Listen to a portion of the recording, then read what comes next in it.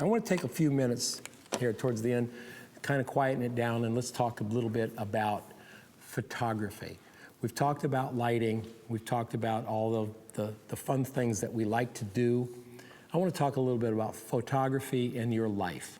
Some final thoughts that I have about a life as a photographer. Being a photographer can be a terrible job. Can be a terrible job. It's an incredible life. Most people who have a job don't think of their jobs as a life. My life as a Circle K clerk is never going to be written. Maybe. Could be an off-Broadway play, maybe. But no one gets up in the morning and says, oh, I'm going to be, all this and all that and have all the different challenges. We do. Photography is your life, even if it's not your livelihood. Most photographers that I know think photography day and night, whether they're working with something else or doing, they might be an IT guy during the day or a dentist during the day or an accountant, or maybe they work at Circle K at nights, but during the day they're photography. Photography is a way of life, and I absolutely love my life. I have been doing it for a long time. I can't even imagine having a real job. When I did have a real job and I owned an ad agency and I was wearing a suit all the time, all I wanted to do was go and take pictures with the photographers. But actually I had to hire photographers. Sometimes that killed me. Take versus make. Take versus make. Some people take photographs. As a matter of fact, many people take photographs. Millions of people take photographs. We make photographs. Now, does that mean a photojournalist who's on the run with their 70 to 300 and all hell's breaking loose out there and they're shooting and they're not lighting it and they're not bringing lights? Are they taking or making? Some people say they're taking. I say they're making. They're making because they're still choosing what not to put in the lens. They're still choosing where to put the focal length. They're choosing where to focus, how to make that image. They're making an image out of a chaotic situation. And the amount of choices that go through your head when you're doing that are infinite. Someone who takes a picture would just simply take the camera, hang it out the car door, and click the button. A photojournalist, even though they're under duress and all kinds of things, they're not lighting it, they're not bringing in jibs and booms and all kinds of cool things, but they're still making that photograph. They're choosing where to place their exposure. They're choosing where to focus their camera, and they're choosing how to render that image. It's a really powerful thing when you're a photographer, because when you're a photographer, you're an eliminationist. Most of photography isn't what you put in the camera, it's what you did not put in the camera. A 50 millimeter lens might get Mo, but it doesn't get the rest of me, of this thing here. So when I focus on Mo, I'm eliminating probably 90% of my world to show Mo. I make a photograph, I don't take a photograph. When I say, how do you see the image? I mean, do you see photographically? Do you see flat? I do. When I see things, I see them as a photograph. Dangerous for oncoming traffic. So you gotta know when to turn it off. But great for everything else. When I look at stuff, I think, what would that look like? How would that look? The really great photographer, I love this guy's work, was Gary Winogrand, street photographer. And he took tens or hundreds of thousands of photographs mostly of New York. He would go out on the streets of New York with his camera loaded up with Tri-X, a bunch of Tri-X film in his pocket, and he'd walk around and he'd photograph things. And he photographed and photographed and photographed. And they asked him once why he photographed just everything. And I don't know if I have it exact, but the quote was, well, I photographed the world to see what it would look like as a photograph. And I thought, when I read that, I thought, well, there's really no greater reason to take a photograph. I just wanted to see what it looks like a photograph. There's a fire hydrant over there and a little bit of light on it. Oh, let's see what that looks like as a photograph.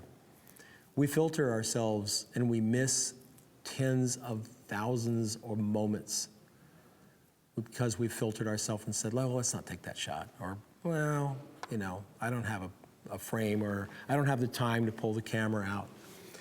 Gary also Gary Winogrand also would not look at his film for a year after he shot it.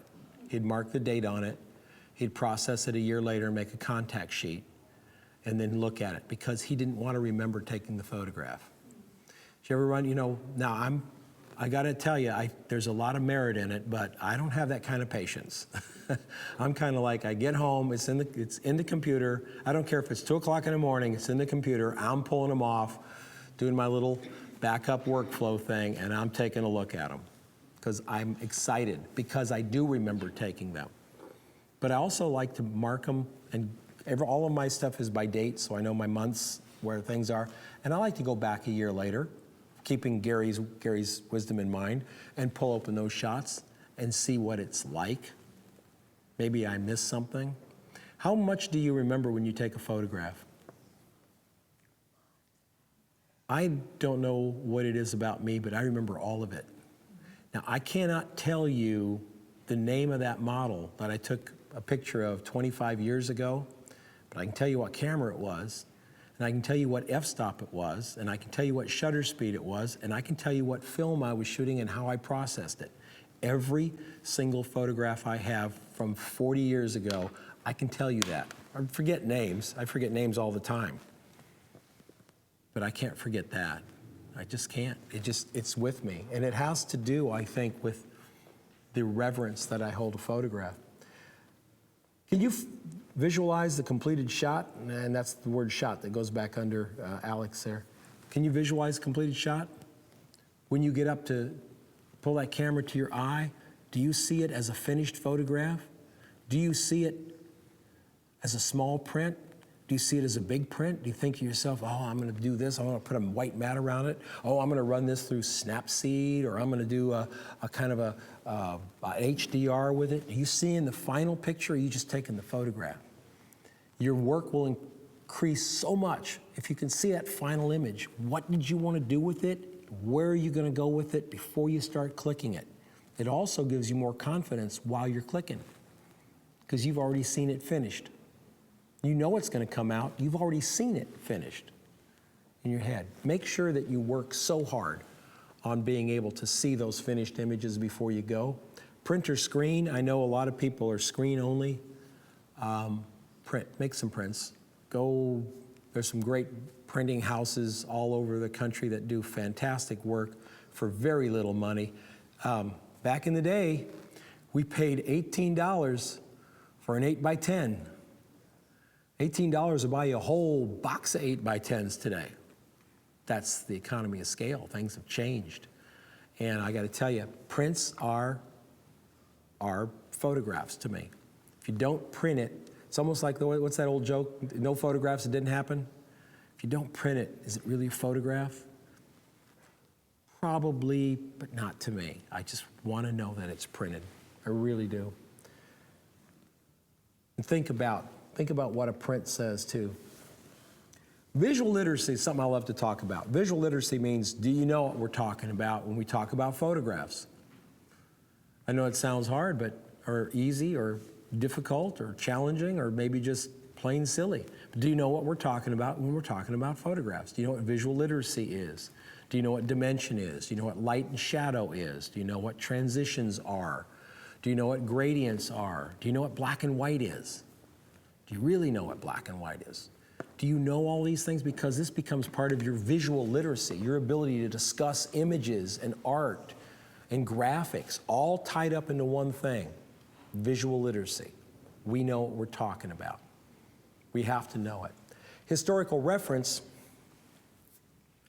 that's the part that gets dicey for a lot of folks. Well, I don't want to go and learn and read about a bunch of old stuff that maybe may or may not have happened, or old photographers. It's a lot of work to go into history and all of those things.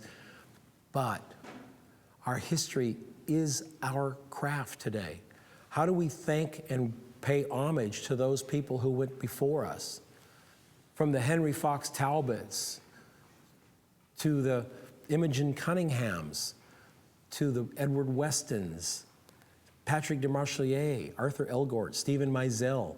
These people blazed the world for us to come in and claim it. We owe it to ourselves to know who they were and what they did, and to be able to take into our lives some of their beauty. And part of the key is you don't have to look at everybody you like. In fact, you don't even have to like their work. I'm not a big Ouija fan, but I know his work because he was important. And I think it's important to know about the people who came before us. How do we talk about visual literacy if we don't know what came before us in photography? So it's a big pitch to get out there and learn about the people. And all you have to do is go to Wikipedia and type in photographer, and you're going to get a list of people. Click on one, go read about them. Click on another one, do one a week if that's what it takes. I love to talk about context. Context is everything in a photograph. I think I told you about the photograph of my parents sitting on my desk back in the office. Without context of knowing that it's my parents and knowing the story of my parents, and it's a picture with no meaning. It's a picture with absolutely no meaning. Context gives it meaning. My question to you is, how many of your photographs have context, and how much context are you willing to share? A photograph without context just lives in a vacuum. There has to be some context put around it. Now, if it's a picture of a clicker for a brochure, we're not talking about those photographs. There's no context other than, did you light it right and does it fit the layout? It's a picture of a clicker. Hopefully you did it right. So that there is dimension and was fit to layout. But if you didn't, and you have no context in your photographs, what do you have? Just pictures? One of the reasons why I rarely go to certain forums and certain websites anymore is that the pictures exist, they're pretty, but they have no context for me. I try to find pictures that have meaning. It's my thing, maybe I've looked at too many pictures, but if there's no meaning, there's no context to it, it leaves me cold. Metaphors and allegories. And if there's any questions that come in, by the way, from the internet, or you guys have any questions what I'm talking about, stop me and engage me, because I'll try to explain it. Metaphor and allegory. Are your photographs metaphors for something? Should they be? Ask yourself that. Are there metaphors and allegories running through your image? An allegory is sort of an analogous story. Are you telling a story about what you're doing? Is there a reason for the metaphor? You know, Ansel Adams, we know him as the great landscape photographer. Ansel Adams would tell you he was not a great landscape photographer. In fact, the landscape held not that much interest for him. The landscape was his palette for creating metaphors, metaphors for life. Lightness, darkness, evil, good, bright, dark, happy, sad. There's pictures of Ansel's, when you look at them, you just feel a melancholy. You know, it's a picture of some rocks in the desert, but he created a melancholy out of it because it's not, for him, rocks in the desert. There's something else going on. Keep that in mind. Telling a story. I like to think that stories are evident in my photographs. I like to think that in my best work, that when you look at it, you think maybe a little story pops in, and not a full novel or a novella or even a comic book, but some kind of little thing. Maybe a few words, or it brings back, harkens a memory back to something, or you feel something that you haven't felt or seen, and then you see that in my photographs or in other photographs, you'll like the photographs more. I see a lot of photographs that have no novel to them. There's no story. It's a girl in a swimsuit standing on a beach, and she's just doing poses. That doesn't have a context for me. It doesn't have a setting. It doesn't tell me a story. And so while it might be a cute girl in a bikini, it's like you're on to the next thing. When you look at the photographs of Joel Peter Witkin, for instance, trust me, you go on to the next thing, but you remember that photograph. And if you've not seen the work, you'd have to go look at it, and you'll know what I'm talking about. Same thing with Mary Ellen Mark's work. When you see the shot, you know there's something else, and you keep coming back. I have an old old book by Mary Ellen Mark. They're way back in the day, they did these, I think it was Pop Photo put them together, but they were one photographer books, and they would just take one photographer and do like a bio of it. I have one with Mary Ellen Mark and Annie Leibovitz, and this is way back Annie Leibovitz when she had just shot John Lennon kind of thing, just really starting her career. And to see those works, all those pictures, just amazing. Jill Friedman's book, Circus Days, where she went with a little small itinerant circus and photographed the people of the circus. Those pictures haunt me. That book I bought 40 years ago, and I still can remember those pictures. That's more important to me. Maybe it's at my place and time and my era, but that's more important to me. Stories are personal too, by the way. You can create a story in your picture that only you know. It's only your story. Everybody else is going to bring their own story to it. It's like reading a novel, right? When you read a novel and I don't know about you guys, but do you see it in your head? I mean, do you pick like actors, you know? I do all the time. I pick actors. When there was a goofy little book written a long time ago. I say goofy because a lot of people like to make fun of it, but it sold about 800 billion things, called The Bridges of Madison County. The reason I read it was, why? It's about a photographer. I read anything about photographers. So I'm reading this thing, and I'm seeing Sam, what was his name? Sam Shepard is the photographer. When it came out as Clint Eastwood, I'm a big Clint Eastwood fan, but I'm going, no, it's not Clint Eastwood, it's Sam Shepard, man. Get it right. In my world, it was. And the other thing is stories that are universal, stories that tell something everybody knows. And you can do that with your photographs. You can do that, and you guys did that today with photographs you did today. You took beyond just a picture and kind of got into talking about texture in the face and the light and the dark and the different things in the blue. Blue is a color that means something. Absolutely. Put some names here for you. Joel Peter Witkin, of course, Ansel Adams, Minor White, who, if you look up Wikipedia, Minor White, he wrote a book on the allegory of photography. You must, or not a book, but a white paper. You must read it. It's one of the most important white papers in photography of the last century. I think it was called Photographs as Metaphor or Photographs as Allegory. Check Wikipedia, read it. Heavy reading, very heady reading. Read it twice. You'll get it the second time, what he's talking about. Seeking inspiration. We all need inspiration. This is simple. Read. Read literature. Do you see photographs when you're reading? Oh, man. Okay, you see photographs when you're reading, go out and do them. Go out and make them. Do you draw inspiration from the characters in the novels and things that you read, nonfiction? Go out and read them. In fiction, I'm sorry, because I was going to say I'm a huge nonfiction reader. I'm forcing myself to read more fiction, but I read nonfiction like crazy. I even read nonfiction and I make up characters. I mean, that's how bad I am, right? Art, of course, art galleries. You hit all the art galleries in your neighborhood, all the art museums. You just pay attention to all that stuff. I was with two photographers in Florida, and there was a show on there. It was the Avedon show. I think it was called 5 Decades. And Avedon from the 50s, 60s, 70s, 80s, 90s, 2000s, Richard's work. And I walked into that place, and the big photograph at the front was Davina with the elephant. If you don't know that shot, this beautiful model with her arm up, and the elephant raised its trunk up. She touched the trunk, and he shot it. This is a 4x5 shot. This is one of those moments that never happens again. Apparently it never happened again, and that was the shot. It was incredible. I'm not a really emotional guy, stuff like that, but I actually got tears in my eyes in that show, realizing how amazing those photographs were, and many of them were taken for fashion editorials. In other words, shot today, runs in May, thrown away.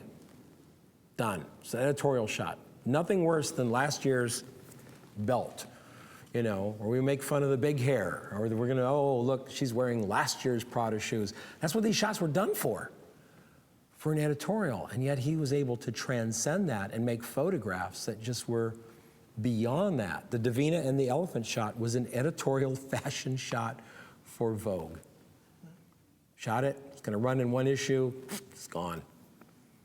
And I had also forgotten what a real silver print looked like.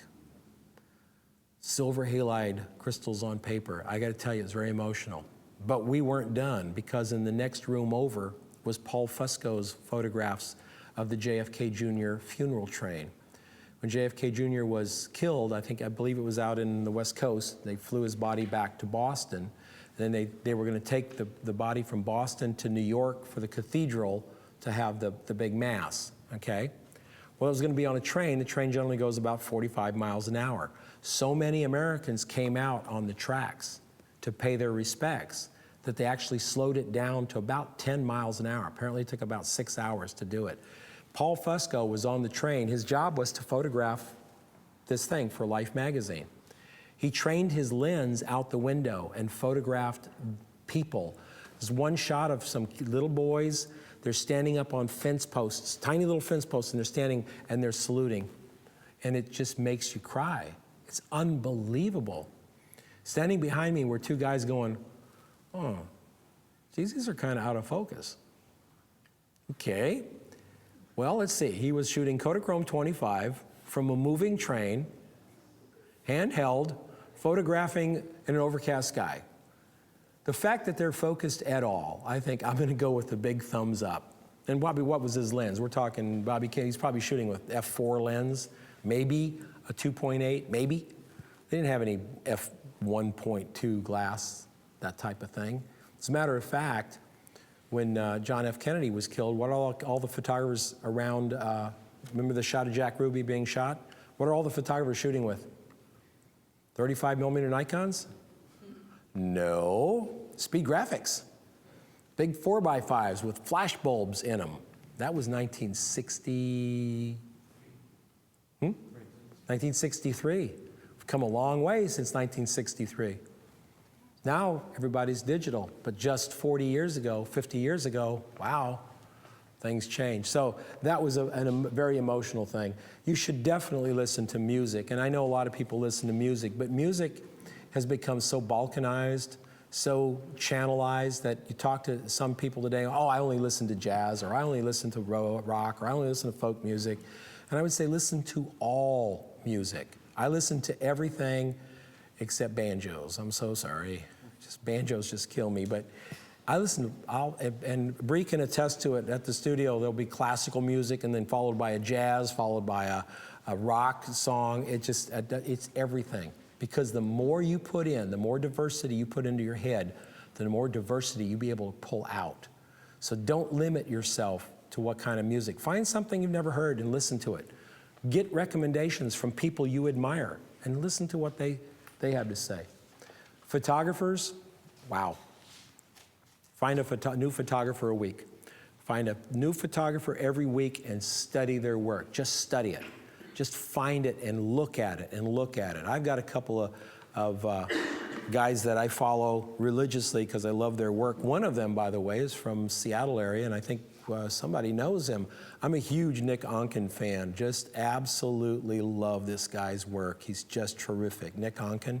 Jake Stengel, I love Jake Stengel's work. Dan Winters, anything Dan could like take a picture of a phone book and I'd want to look at it because I follow their work. I don't shoot. You know Nick, right? You know, I don't shoot like Nick Onken. My style is totally different than Nick's, but I absolutely love his work. It makes me smile when I get it. It really does. George Simone is another one. Matt Barnes out of Toronto. You want to check out a very diverse photographer, just knock your socks off. George Simone and Matt Barnes are amazing. And the last one, and probably most important, is travel. I just read a forum thing where someone said, well, I'm getting all this money back from the IRS, what should I do with it? Should I buy this lens or should I buy that lens? Okay, you've already got 3 lenses and 2 flashes. What I would do with that $2,000 is buy an airline ticket to somewhere you haven't been, get some hotel rooms and go make photographs. That's what I'd do. Absolutely. You could buy another piece of gear that just sort of sits there until it comes next Sunday when you go out for an hour and you get to play with the lens, or you can go somewhere and make photographs. I choose make photographs. In fact, you should do that every 3 months, get in the car, go somewhere, spend the night, and make photographs.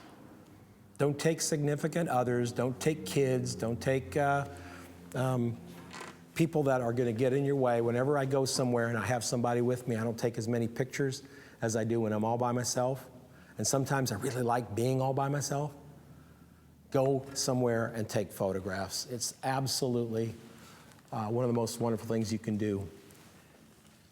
We still learn by writing things down. On my little moleskins, I have dozens of these things filled with just notes and stuff. I've got notes here from this trip. I come up with ideas. I love to just write it down. If you write it down, and I'm not talking about the other things we have on here. Everything else on here is secondarily to writing it down. When we write it down, we really do remember it. But if you can't write it down because you're doing something like you're driving down the freeway, when I'm driving down the freeway, I try to type on my iPad. Now, that's real scary, isn't it? I'll use a mini video camera. I've got like 4 of them. Every once in a while, Woot, Woot, you guys know Woot, Woot.com, they have these sort of clearance things. Well, Woot.com a couple weeks ago had this like 4 little digital RCA video cameras for $40, 10 bucks a piece, half an hour memory. I bought them. I throw them, I got one in the camera bag, one in the car, whatever, just so I can go, oh, that's really cool. Audio's terrible, video's not too bad. Point is, I can just make a note and come back to it and remember where I was. Voice recorders, I have voice recorders with me all the time because if I come up with an idea, I want to remember it. And I'll talk into the voice recorder if I can't write. And of course, phones are now built in with cameras. That's the way I look at it. My camera's got a phone in it. Cool, huh? Don't you think it would be cool someday if like Nikon or Canon and Sony guys get a clue and put a damn phone in the camera? I mean, you got a camera, what would it take to put a phone in it? Put a GPS. You already got a screen on the back, right? Put a GPS in it. Come on, guys. I think it'd work out great. Diary or blog. Look, I missed one back down there. I forgot. Diary or blog. If you don't keep your thoughts fresh, no one else will. They're your thoughts. They're your ideas. Create a blog. Don't care about what your numbers are. And if you do create a blog, this group right here, if you do create a blog, create one for your clients, not for other photographers. Don't create a blog telling other photographers about what f-stop to use or how cool your new 85mm lens is. Because right now in your careers, you need to be telling your clients and potential clients how cool you are and how cool they are when they come and shoot with you and how you solve problems. And there's a big difference. No photographer I know of is going to hire another photographer to take a photograph. So if you want to be the next David Hobby or Zach Arias and write about what you do and teach and stuff, that'd be great. But I'd also encourage you to go back and look at Zach's blog now. He's talking to clients now. Nick Onken's blog is awesome. What's it called? Shop Talk? Shop Talk? Take a look at it. He's not talking to us. We go and enjoy it because he's talking to potential clients about how he solved problems, how his vision works, what's really fun and going on in his life. Seek community. Always remember no man's an island. No woman is an island. If we don't have a community around us, just kind of lost, just kind of floating around out there, it's wonderful to be able to pick up my Skype phone and reach out to somebody in Seattle or Boston. I'm talking to people all over the world. How's it going? What's going on here? And doing something really fun because we've got this community going on. And the ability for us to have a community across all borders is just one of the most powerful things ever. Finding personal power. Are you happy where you are photographically? And I'll ask Internet that. If you're happy where you are photographically, raise your hand. Oh, I don't see too many hands out there. Unfortunately, you're very happy with where you are, or you would change it. Just simple. Simple and hard at the same time. If you're not happy where you are, find a way to change that. Don't read blogs that say, oh, don't ever go to a workshop. Workshops are useless. Well, it may have been useless for that guy. It may not be useless for you. Well, don't go to this place, that's useless. Don't buy that book, that's useless. Don't listen to those people. Seek out stuff wherever you can. Anything you do in life is going to come back to you in equal parts of how much you put into it. You can go to a workshop. You could have come to this work. Now, you guys busted your ass, but you could have come to this workshop and just kind of sat around like this, you know. Gone back and say, well, I didn't really learn anything. He didn't teach me nothing. But you came out at personal expense, you know, away from, some of you are away from families on Easter tomorrow. But you came out and you put your heart and soul into it, and you go back with some knowledge. Now, the key is, of course, take that knowledge. Your personal power comes from how much you engage yourself into your life and your photography. You engage yourself in the things that you do. No one can live your life for you. No one should live your life for you. You do it yourself. Seeking a mentor is one of those things where it really helped for me when I went out and sought somebody. I actually had met a graphic designer, more of a marketing guy, and I really liked his work. I liked everything. And for about 3 or 4 weeks, I thought, I'm going to call this guy and ask him to lunch. And I'd reach for the phone. I think, oh, that's weird. He'll think I'm strange. He'll think I'm goofy. I wouldn't. Finally, I did it. I said, hey, Bill, my name's Don Giannatti. I'm a photographer, and I really like what you do. You know, I'd just like to take you to lunch and chat. He said, sure. Turned out he really, really became a great mentor for me in my early part of my graphic design business days, and to the point where in some cases he actually gave me some work, past work on to me. Seek a mentor. When you're looking for a mentor, it's got to be somebody who really believes in you and really believes in your photography and really believes in photography. Have you met any photographers who sit around, it's really a crappy business to be in right now. Boy, photography's down the tubes, man. I'll tell you, it's awful. Hey, see ya. Gotta go now. You don't need to hang around with that because, number one, it's a lie. Number two, it's self-serving for them. They're letting you know that they're in a bad place. They're in a bad place because they're telling themselves they're in a bad place. They're opening themselves up to being in a bad place, and their brain's going to make them in a bad place. It's a real nice circle. No time ever has it been a good time to start a photography business. I remember when things were really great, the prevailing winds were, oh, you can't start a photography business now. God, there's so many photographers out there. And now things aren't so good, and it's like, oh, you can't start a photography business now. There's no work. Well, if there's no work, did someone tell Nick Onken there wasn't any work? Did someone tell George Simone there wasn't any work? Matt Barnes shoots 2 or 3 jobs a week. I guess he didn't get that memo. There's work. There isn't work for people sitting around whining about how tough it is, but there's work for people who get out of the shop and walk out the door and go do it. Go do it. It's the only thing we have left to do is to get up and go do it. If you're not living on the streets right now, you won't be living on the streets when you make the break to be a photographer. Just kick you in the butt to make you work harder. There are certain things I would tell people not to do, and there are certain things I would tell people to do. What I would say is to make a plan, work your plan, and do it. I've known several people from Project 52. One guy lost his job. He wasn't planning on being a photographer. He wasn't planning on getting fired either. But he had some gear, and he had some talent. He got fired. Okay. He took it out there, and I'm happy to say, he's got his own studio, talking brick and mortar studio, and he's holding his own. He's on a trajectory that is up. It is up constantly, and soon it will surpass what he was doing before. And I got to tell you, it's a dirty little secret of photography. The worst day ever as a photographer is better than most of the best days ever at a lot of other stuff that people do. It's guaranteed.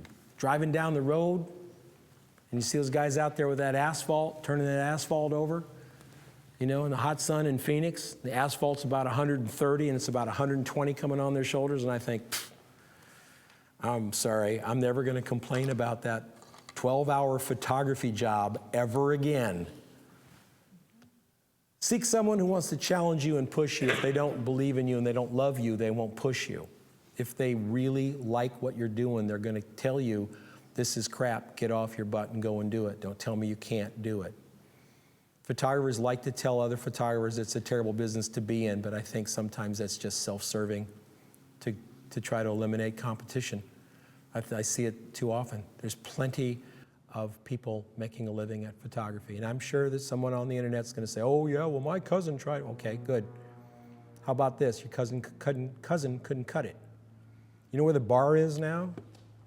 The bar for entry is way down here. You know where the bar for excellence is? That's way the hell up here. There's a whole lot of stuff in between.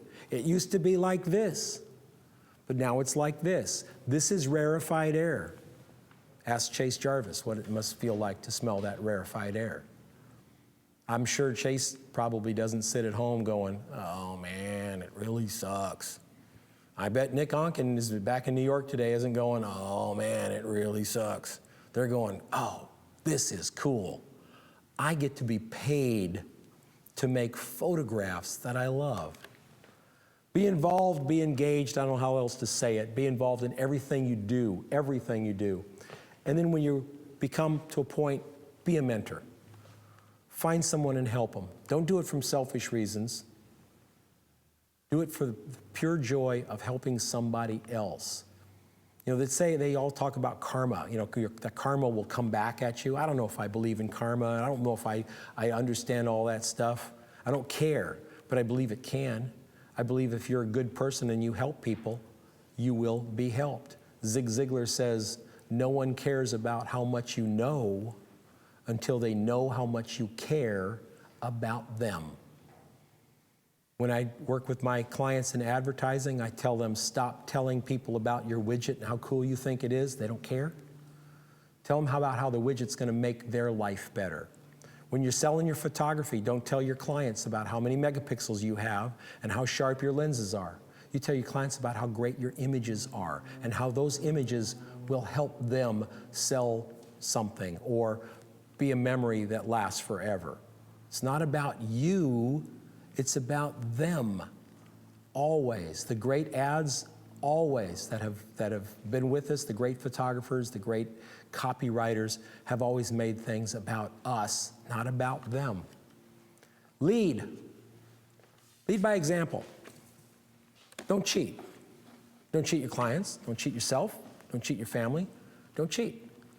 Don't pad the bill. Don't, as one photographer I knew, would go out on a shoot, and clients tend to do this. You're out on a shoot, and they'll say, well, since you're here, since you already have your camera out, would you mind getting a shot of the conference room? And this guy would say, oh yeah, no problem. And he'd walk over to the conference room. In his head, he's billing them for it. He's not saying anything, because he's afraid if he says something, they'll say, oh, well, no, we don't want to pay for it, so we won't do it. So at the end of the job, what would he do? That $800 bid that he gave, now $1,600, and they'd say, well, you bid $800. He said, well, yeah, but you made me shoot the conference room. Don't do that. That's cheap. What you do is you pull out that change of work order that you keep in your bag and say, I'd be happy to shoot that conference room. Are you the person that can sign this change of work order? When I'm on a job, I'm not Mr. Freebie, give it away. On the other hand, I also gauge the client and think, this is a pretty good job. It's a pretty good job. They've been really good to me. I shoot the conference room. I'm a hero. I may shoot the conference room and not bill them for it. There's no cut and dried method. And again, someone who tells you that there is, they're lying to you or trying to sell you something. There's no system. And I mean that in seriousness. I'm not making fun of anyone on the internet. There's no system. There's no one way to do anything. You've got to feel it in your gut. It's kind of like being asked to do pictures for free. My feeling is this.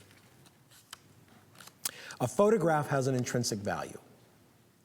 If Mo owns a place and wants to hire me to do a photograph for him, and I look at Mo's place and I look in my charts of what value that is, that's an $1,800 photograph. He's going to run it as a quarter-page ad for 6 months in a magazine. Okay, that's great. Then Ian comes in and says, well, you know, Mo, I've only been a photographer for 6 weeks, or 6 months, or a month and a half. I'm not really as accomplished as him, but I'll do the photograph for $50. Okay. The problem is the photograph's going to be in that quarter-page ad, right? What's that ad worth? It's worth $1,800. The $50, you take that shot for $50, you just cut yourself out of something. The photograph has an intrinsic value that goes beyond what we place on it. The moment it's used in an ad, it has a value. That ad doesn't have a little thing at the bottom that says, oh, by the way, this ad isn't really very good because I used a guy who's only been in business for 6 weeks.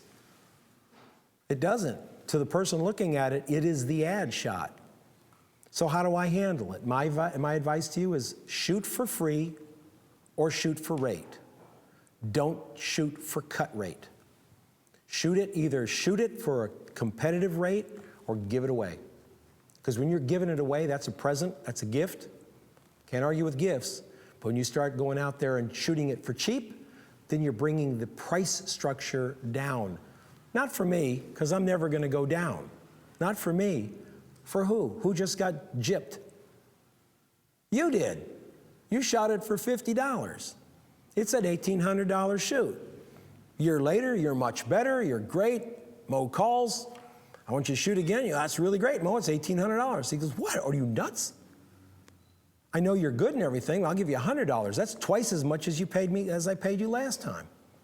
So shoot it at the rate. I don't care if you're new, I don't care if you've only been shooting for 6 months. It has nothing to do with the photograph. The photograph is a piece of intrinsic value. Inspire if you can, lead by example, be inspirational to the people around you if you can. Try to make it something that you want to do. Try not to be that photographer that sits around and tells everybody else how bad it is.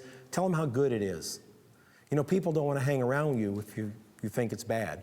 People don't even want to hire you if you think it's bad. Why would I hire a photographer who thinks it's so bad out there that everybody sucks? I used to hate it when I'd hear photographers talk about art directors. Oh, these art directors, they suck. No, I love these guys. Absolutely. Some of them are difficult to work with. Okay, good. That's why I charge a lot of money. Then some of them I had a little thing called the jerk tax. You know what the jerk tax is? Guy was really hard to work with last time. All right, this time I'll do the shot, but I'm charging an extra $300 because he's a jerk. Engage. Always engage with everything that you do. Engage. Kill the negative voices. This is so important, so very important to kill the negative voices. And I'm not talking about the voices from outside. You can tune them out. You can turn their blog off. You can stop reading the books. You can do it. I'm talking about the voices inside. Yeah, you. I'm talking. Those voices inside that tell you, I can't do this. I shouldn't do this. There's only 3 questions that you need to ask before you do something. And I ask myself this all the time. Will this help me in my relationships, both to my family, to my friends, to my clients? Will this action that I'm about to take help me in my relationships? Will this action I'm about to take help me in my business? And will this action I'm about to take help me as a person, as a human being on this planet? If the answer is no to any one of those, why would I want to do it? Does that mean that everything you do has to be to help your family and to help your business, whatever? Let's say Mo wakes up and says, I want to get buy a ticket. And Kimberly says, I want to buy a ticket and I want to go to Toronto. I've never been there. I want to go there. I want to get a room for 3 nights and I want to take pictures all day.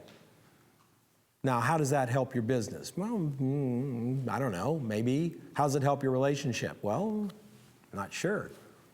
How does it help you as a person? Well, it helps your relationship because you really need to go to Toronto and shoot for 3 days. And your significant other says, you know what, honey, I think you should do this. That's a good relationship. How does it help your business? You might get some ideas, fresh ideas for your book. Does it mean that, I really want that 85 1.2 lens? Will that help my relationship? Maybe, because then my wife won't hear me going around going, if I only had that 85 1.2 lens, I would take the garbage out. I would wash the car if I had that 85 1.2. It may help my business because maybe I need that lens for doing what I'm doing. So there's always a reason, but if you can't find a good reason, and I'm not talking scapegoat, if you can't find a good reason, ask yourself, why am I doing it? Why am I doing it? Turn those negative voices off, those tapes that play all the time. And the bad thing about it is they don't die. They just go dormant. And then they pop up and start playing again, and you need to turn them off. Make your own voice be heard. Talk louder. Be louder than those voices. Yes, I can. Yes, I will. Sure, I'm good enough to do that. You know what the answer usually is when someone asks me a question if I can do something? The answer is usually yes. And then there's a little voice going, you know what the hell you're talking about. And I say, yeah, I know, but I'll figure it out by then. Never fallen on my face yet. Taken jobs I probably shouldn't have taken. Took me a little longer than I should have taken to do it, but I got them done, and I had them under my belt.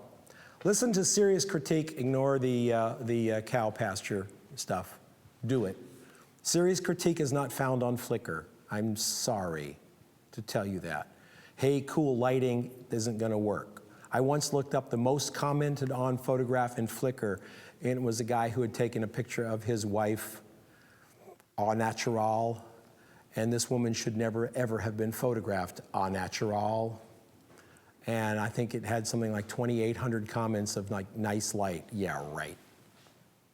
Serious critique helps you. Serious critique isn't, you should have made it darker, dude. Serious critique can only be had when you have shared with people what you were trying to do. Serious critique can only be had if the critiquer is aware of your goals. Did you meet those goals? Did the photograph do what you wanted it to do? That's how you get a good critique. Just critiquing an image without knowing anything about the goals of the photographer is useless. Don't tell me it's out of focus and that's the only problem. Maybe it's out of focus because I wanted it to be and I have a reason for it. Okay? And be happy. Be happy. Life is short, my friends. Life is so short. For some of you who are much younger, we think life, it's forever. Boy, 60 is forever. I'll never be 60. Yeah, you will. And the difference about being older is the pie gets smaller each year you're born. Each year you're alive, it's smaller. When you're 10 years old, the pie of your life has 10 slices. When you're 10 years old and they go, yeah, you can have a bicycle next year, it's like, next year? A year? When you're 60 and they go, that'll happen next year, I'm like, oh crap, I can do a year, stand on my head. Because when you're 60, a little tiny slice of pie is all you have left. One slice of pie is it, and it's a tiny piece of pie. And so you just keep going and going and going. So that's the thing for you is I want you to be happy with what you're doing. You're happier when you know what you're doing, and you're happier when you're doing what you want. Live your life.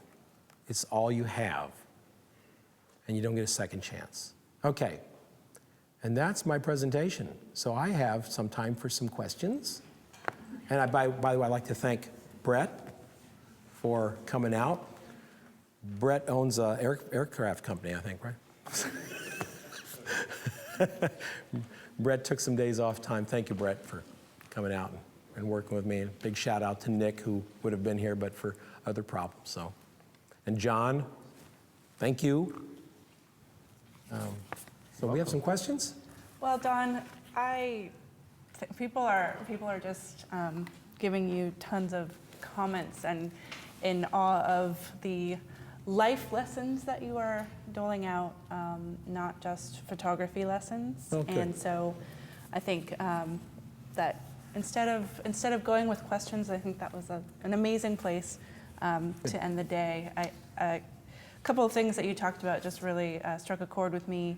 The plan your work and work your plan is something that my grandfather always said to me as a kid. I'm not sure who originally said that, but I believe it was Carnegie. I think it was that would Dale make Carnegie, sense. but I'm not sure. I may be wrong, but yes, absolutely. But on behalf of everybody out there, you said no one cares how much you know until they know how much you care. Well, I think I can honestly say for everybody out there, we know how much you care. No, good. And that these 3 Good. days have been incredibly educational as well as inspirational, and knowing how much you care about teaching really makes everything that you are teaching us so genuine and so from the heart. So I've seen a lot of educators here, and you are really something special. So Oh, thank you. on Thank you very behalf much. of everyone around the world, let's give Dawn a big round of applause. Thank you. Thank you so much. Please, please.